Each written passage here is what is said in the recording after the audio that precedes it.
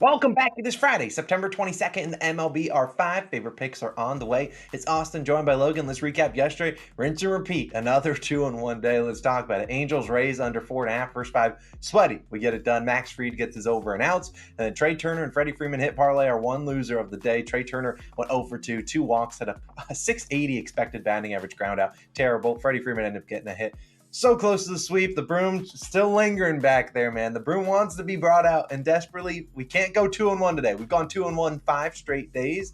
We can't go that today. We got five picks. Let's dive into them. Speaking of brooms, though, our college football video is going to be live at noon p.m. Eastern time. So we went 6-0 last week, and the broom is out in that video. So go check it out. We'll post it. You'll see it. We'll have a similar thumbnail to what we do for these MLB videos. It's just on our channel. I'll link it at the end of this video. Hopefully we can go 6-0 in college football once again. But we got five picks. We're just going to hop right into it. Hit that subscribe button. Drop a like, too. We got more NFL videos coming later on today and on Saturday as well. But I'm going to dive into my first pick. It's a later slate game. Logan's got an early one, so stick around for that. But I'm going to go to the Padres. My first pick of the day. First five. Team total over 2.5, which is currently minus 125 on DraftKings. Now, look, I know some people on FanDuel won't have this exact bet, but here's my pivot for my FanDuel people out there. I take the Padres plus 1.5 in the first five and the over 3.5 in the first five, a little same game parlay. If you just want to take the Padres first five run line, I don't think that's terrible, or maybe first five money line if you want to lay a little bit of juice, but I like the Padres to come out here and score some runs. I'm going to be honest. If the Padres don't get this done, you won't see me backing them over the next week and a half or so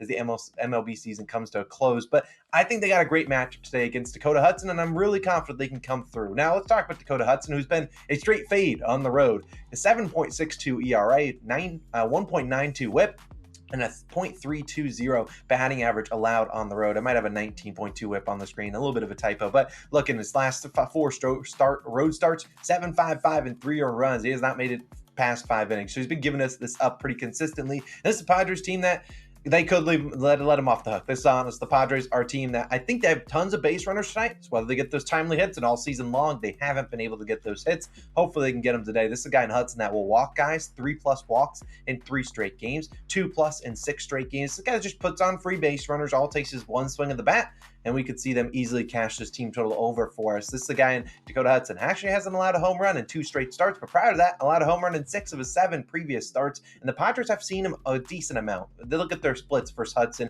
46 plate appearances, a 15.2 walk percentage, 256 batting average. Look at Bogarts. He's been batting leadoff the last couple days. 2 for 3. Garrett Cooper, 2 for 4. Machado, 2 for 7. Tatis, 1 for 2. Soto, 1 for 4 with 5 walks. Other guys have seen him a little bit too. I really think they're going to have plenty of base runners today. I'm just asking the Padres for one or two timely hits. That's all. I don't need you to hit your regular team total over, which I don't hate. I just need you to get us 3 runs to the first 5 innings. A natural pivot on maybe your DFS apps would be Dakota Hudson's over and earned runs, because that's probably going to have to hit 2, but this is slightly less juiced. I think Dakota Hudson gives us at least 3 runs through the first 5 innings. We can afford errors here as well, because the Cardinals, we've seen them commit some errors that are just like, what is happening here? But I really do like the Padres. First 5 team total over 2.5 as my first pick of the day. Get the ball rolling. But Logan, you're going to an early start. I'm rocking this jersey for you. Who are you going with today? Yeah, I also have a first 5 team total as well. I'm going to the Cubs game, and I'm taking the Cubs first 5 team total over 2.5. Minus 130 odds on DraftKings, currently your best value there. Now, again, if you don't have DraftKings, if you don't have the first 5 team total market, what I would recommend going to is probably the Cubs first 5 run line. The reason I'm not picking that though is because you have to trust Jameson Taillon. So if you got the stones to trust Jameson Taillon, you go ahead and do that. But I do like the Cubs early in this Wrigley Day game. So again, get your bets in. Starts at 2:20 p.m. Eastern time.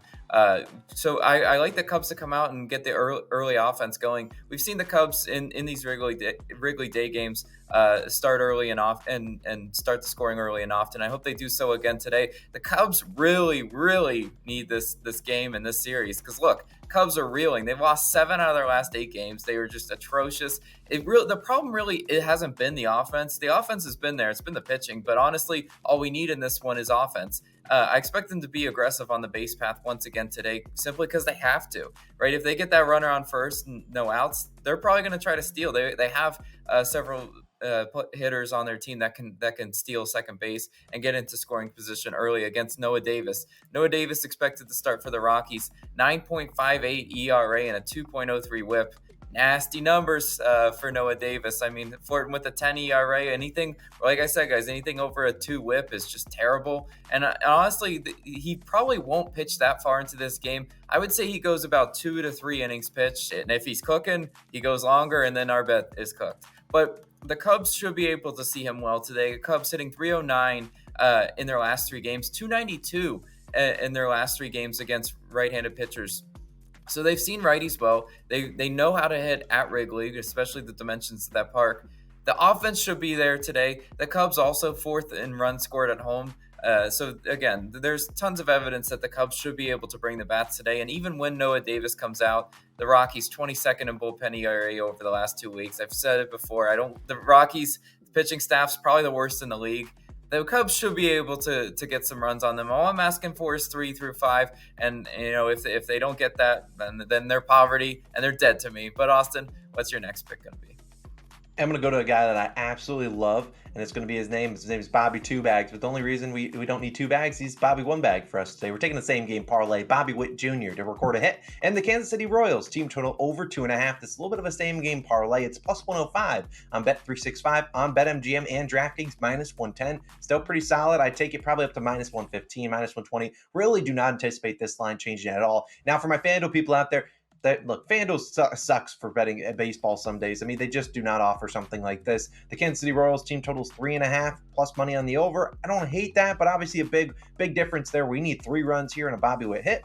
You need 4 runs for that one. You don't need a Bobby Witt hit, but I'd argue they kind of need Bobby Witt Jr. to produce, or else this Royals team's going to struggle to score runs. But let's talk about why I'm liking this, because Framber Valdez scheduled to go for the Astros, and you look at his stats, 3.20 ERA and a 1.09 whip. It's been pretty good. He just actually pitched versus the Royals. 7 innings pitched, 6 hits, 0 earned runs, 1 unearned run allowed in that start. Yet you look at his stats today, and his earned run prop sits at 2.5, plus 100 on the over, about minus 135 on the under. It's like, hey, well, I got to hammer the under. This guy just gave up 0 earned runs in 7 innings scoreless against the same team. I don't know. I'm feeling that Framber Valdez is going to give up some runs today. And Framber has actually struggled to really string together 2 great starts this year. We've seen him throw a no-hitter, and then the next start he gives up like 6 earned runs, and that's kind of been the staple of his season. I mean, look at his starts. He's let 0 earned runs in 4 starts since June 1st, the 4th being his most recent start. In the 3 previous outings where he went 0 earned runs, the next start he gave up 3, 6, and 4 earned runs, giving us this team total by itself. So I really do think everyone's going to be on the Astros minus 1.5 today. That's going to happen. They're going to be on the under. This is one of the only games I actually see the public is heavy on the under. About 75% of bets on the under. When it opened up at 9, it's now dropped down to 8. I think we see some runs here today, and I think we could see Framber give up, honestly, 3 in the first 5 innings. He could give up more than that. I could see him struggling really today. Now, the other aspect of this same game parlay is we need Bobby Witt Jr. to produce, and he's actually struggled versus Framber Valdez in his career. 0 for 6 lifetime. However, that screams he's due. Bobby Witt Jr. has been hitting lefties well all year long, hitting 301 versus lefties. And look at the pitches Framber throws. Sinker, changeup, curveball. Look at the splits for Bobby. 356, 326, and 311 expected batting average. So the 0 for 6, that ends today. He's getting a hit against Framber, and if he doesn't want to get against Framber, probably has some chances against the Astros bullpen. But at the end of the day, I really like this one. I wanted to take the Royals team total, but it was at 3.5, and didn't really want to trust them to get us, 4 runs. I think this is a good way to do it. I think Bobby Witt Jr. might even smoke one into the Crawford box today, but I don't care how Bobby gets it done. I think he's getting on base, getting us a single. He also doesn't walk a whole lot, which is good for us. Framber Valdez, give up some runs. Bobby, go get us a hit. I like the same game parlay at plus 105. I think it's pretty good odds. I'll roll with Bobby Witt Jr. and the Royals to get it done. But Logan, you got another pick inbound? What's it going to be? Yeah, I'm going to a hit parlay for my second play. And it's going to be my boy, Trey Turner of the Phillies and Mookie Betts of the Dodgers, each to record a hit parlay. Look, most books don't have odds for Mookie yet, so we're going to wait to update the odds in the post, the pinned comment, once we do have the updated odds for this one. So just wait, be patient on this one. Mookie will get a line for sure, unless he's out. And if he's out, then guess we're riding a unit on Trey. Trey did let us down yesterday, as Austin mentioned. It was tough, right? He went 0 for 2 with 2 walks.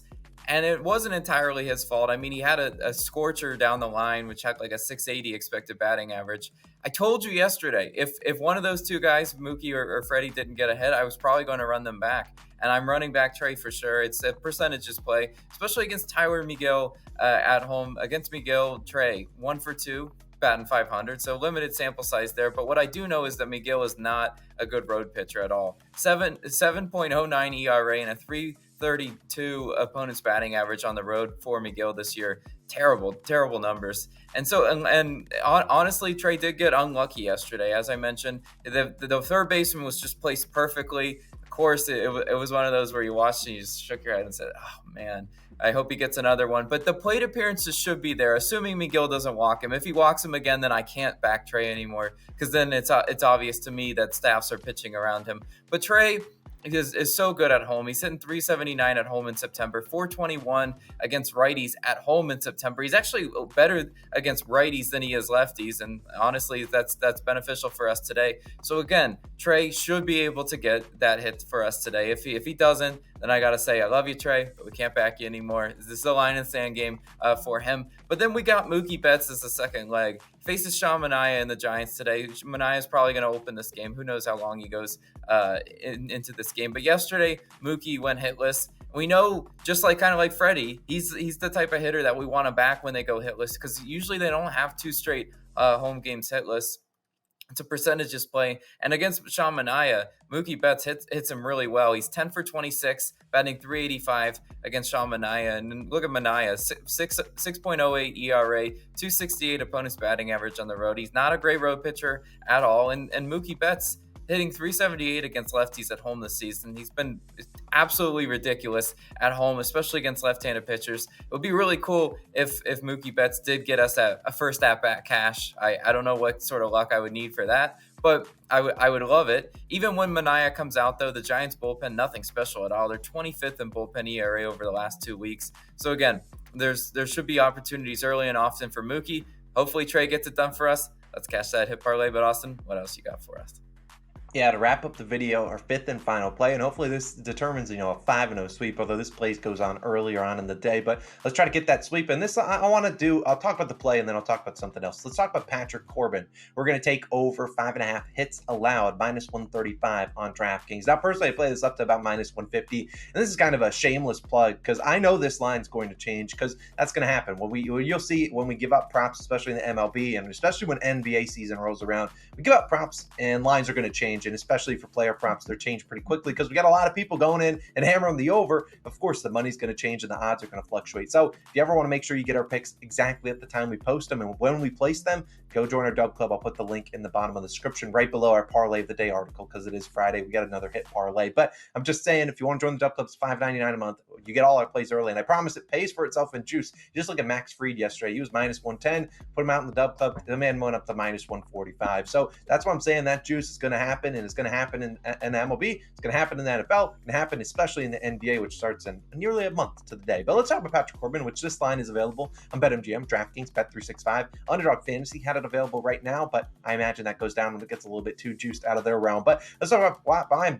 fade and Patrick Corbin to give us 6 hits. He's done that in 20 of 30 starts this season, and he enters with a 5.20 ERA and a 319 batting average allowed at home this season. Actually been better on the road, but he will be at home today facing the Braves, a juggernaut offense. And yesterday we saw the Braves just absolutely take it to Jake Irvin. He will only last the 2 2/3 innings pitched, allowed 7 hits, and even walked 3 batters. Now, it is a concern with Corbin. He could just go out there and walk guys. You saw him in the start versus the Phillies earlier this year. He said, screw it, I'm walking everyone. Walked 7 guys, only 1 hit allowed. That could happen today. But the Braves are a team that really don't have the highest walk tendency. This is a team that when they see pitches in the zone, they're swinging at him. And they got 237 plate appearances versus Corbin, a 326 batting average, only an 8% walk percentage. You look at the batters versus Corbin. I mean, look at the splits. Acuna, 281. Albies, 433. Riley, 286. Olsen, 500. Azuna, only 195, but he's been much better this year. Arcia, 500. Pilar, 357. I mean, I don't need to read off, all of them. They're really, really good splits, and they've seen Corbin a ton.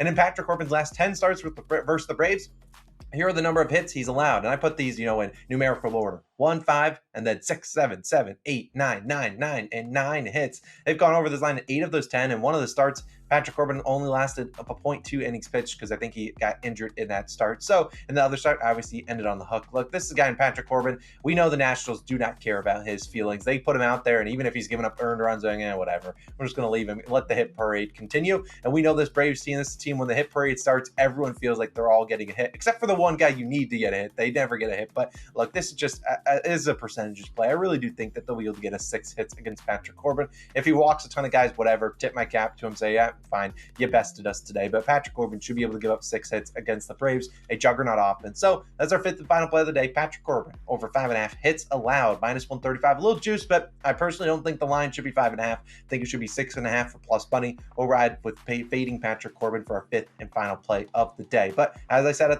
right before that pick, parlay of the day, we have 3 players each to get a hit. They don't involve Trey Turner or Mookie Betts, so you can go check it out. It's linked on the screen. It's a Dimers hit parlay. Also, we'll link our college football video where the broom is getting brought out, a 6-0 week last week, trying to duplicate that. That'll be live at 12 p.m. Eastern time. And then, of course, NFL spread picks will be live later on this afternoon, probably around 4 p.m. But we appreciate you guys as always for tuning in. Let's try to secure a 6th straight profitable day. We'll see you guys back on Saturday with some more picks. We'll see you guys then. Peace.